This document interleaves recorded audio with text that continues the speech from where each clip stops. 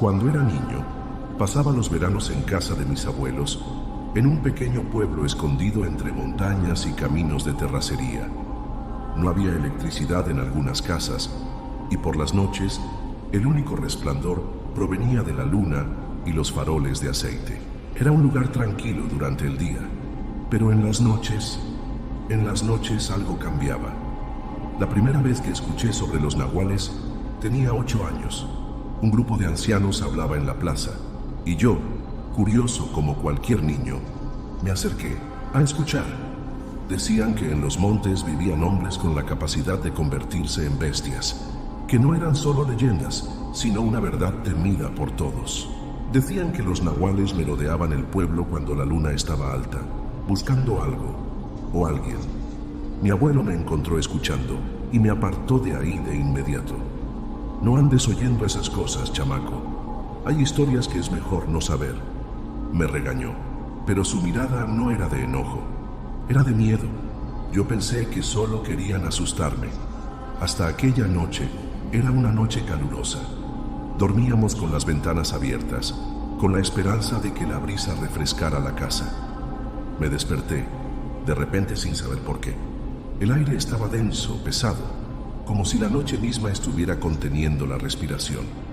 Escuché algo fuera, un sonido bajo, gutural, como un gruñido, pero no era un perro. Era más profundo, más rasposo, casi humano. Me acerqué a la ventana, con el corazón latiendo en mi pecho, y entonces lo vi.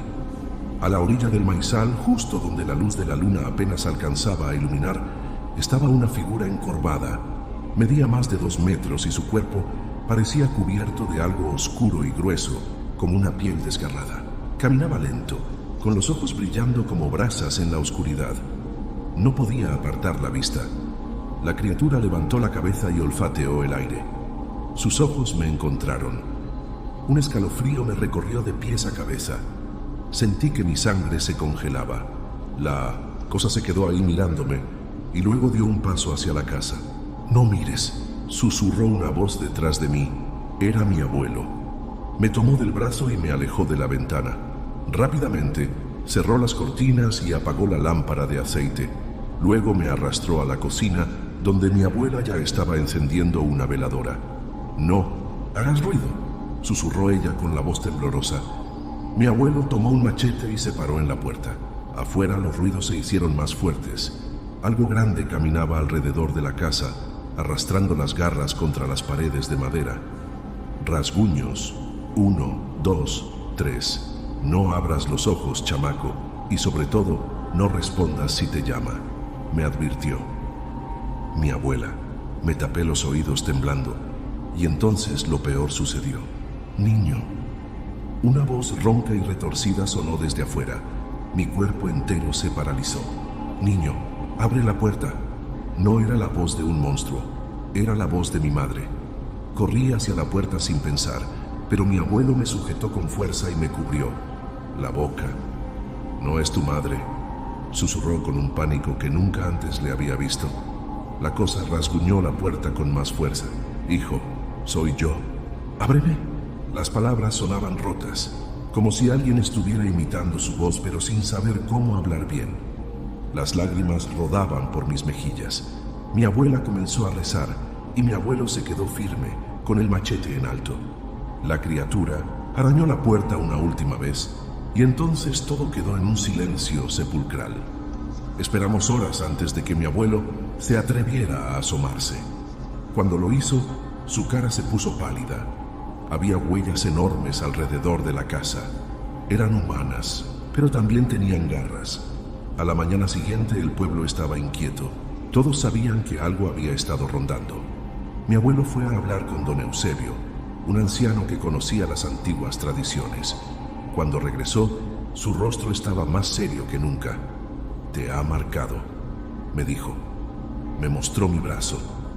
Ahí, en mi piel, había 3 marcas delgadas y oscuras. No me dolían, pero parecían cicatrices antiguas, como si hubieran estado ahí desde siempre. Ahora sabe quién eres, sabe cómo encontrarte. Desde ese día mi vida cambió. Nunca más me dejaron salir de noche, y cada vez que la luna estaba, Llena, mis abuelos sellaban la casa con sal y colgaban espejos en las ventanas. Con el tiempo, mi familia dejó el pueblo y nos mudamos a la ciudad. Pensé que todo quedaría atrás, que el nahual me olvidaría. Pero algunas noches, cuando me despierto, en la oscuridad de mi cuarto, siento que alguien me está mirando. Y entonces escucho un rasguño en la ventana. 1, 2, 3. El pueblo de San Mateo estaba casi abandonado. Años atrás, las calles de piedra vibraban con risas y el sonido de los mercados, pero ahora solo quedaban unas pocas familias que se negaban a marcharse. Decían que algo acechaba en los montes, algo que nadie quería nombrar. Yo llegué ahí por casualidad. Soy periodista y había escuchado rumores de un lugar maldito en las montañas de Oaxaca, historias sobre desapariciones, cadáveres sin sangre y un antiguo mal que aún caminaba entre los vivos. No creía en leyendas, pero la curiosidad me ganó, así que empaqué mi cámara, mi libreta y un par de linternas y tomé el camino de tierra que conducía al pueblo olvidado. Cuando llegué, las pocas personas que encontré me miraban con recelo. Un anciano me detuvo en la plaza. ¿Para qué vino? Soy periodista, respondí. Quiero saber la historia del pueblo. El viejo frunció el ceño y negó con la cabeza. No hay historia, solo muerte. Me pareció un intento de asustarme, pero insistí. Al final me dijo que hablara con la curandera del pueblo, doña Lázara. Su casa estaba en el extremo más alejado del pueblo, cerca del monte. Me recibió con los ojos cansados y una voz ronca, como si hubiera visto cosas que ningún humano debería ver. Usted no debería estar aquí, me dijo sin preámbulos. No en la luna llena. Me reí, pero su mirada me cortó el aire. ¿Qué sabe sobre los nahuales? Que son brujos que se convierten en animales, respondí. Una vieja leyenda. Doña Lázara me miró con lástima. No es leyenda, susurró, y aquí aún queda uno. Me contó que hace muchos años el pueblo estaba dominado por un brujo, un hombre que podía tomar la forma de un jaguar, un coyote, incluso de las mismas sombras. Al principio, la gente le temía, pero lo respetaba. Les ofrecía protección, los mantenía a salvo de los bandidos y de otros males. A cambio, solo pedía una cosa: silencio. Pero con el tiempo comenzaron a desaparecer niños. Primero uno, luego otro. Nadie hablaba de ello, pero todos sabían. ¿Quién era el responsable? Una noche, los hombres del pueblo se armaron con machetes, antorchas y pólvora. Fueron a la cueva del brujo en la montaña y lo quemaron vivo. Creyeron que lo habían matado, susurró doña Lázara. Pero él regresó. Uno por uno, los hombres que lo traicionaron fueron muriendo de formas horribles. A algunos los encontraron con la piel desgarrada. Otros simplemente desaparecieron sin dejar rastro. Con los años, la gente huyó, dejando el pueblo a merced de la cosa que acechaba en la oscuridad. Y ahora solo quedamos unos pocos, dijo. Los que sabemos callar. Me estremecí. ¿Quiere decir que el nahual sigue aquí? Ella me miró fijamente. ¿Quién dice que se fue? Esa noche me quedé en la única posada del pueblo. Mi habitación era pequeña, con una ventana que daba a la montaña. No podía dormir. Afuera, el viento ululaba entre los árboles y de vez en cuando se escuchaban ruidos extraños. Poco antes de la medianoche, escuché pasos, lentos, pesados. Venían desde el pasillo. Me levanté con el corazón latiendo fuerte y me acerqué a la puerta. No abras, susurró una voz al otro lado. Era doña Lázara. No hagas ruido, se acerca. El aire en la habitación se hizo espeso, difícil de respirar. Y entonces lo escuché. Un gruñido bajo, gutural, un arañazo en la madera de la puerta. 1, 2, 3. Me quedé inmóvil, sintiendo un frío que me calaba hasta los huesos. El sonido se alejó, pero no por mucho. Escuché cómo la cosa bajaba las escaleras y salía a la calle. Me atreví a mirar por la ventana. Lo vi, una sombra enorme, encorvada, con extremidades largas y retorcidas. Su piel parecía moverse como el humo, como si no tuviera una forma definida.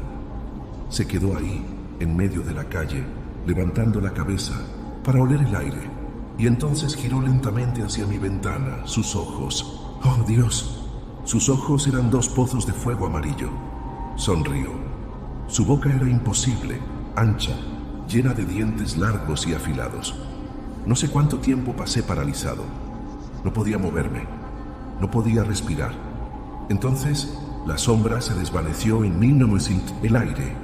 A la mañana siguiente, empacaba mis cosas cuando doña Lázara tocó mi puerta.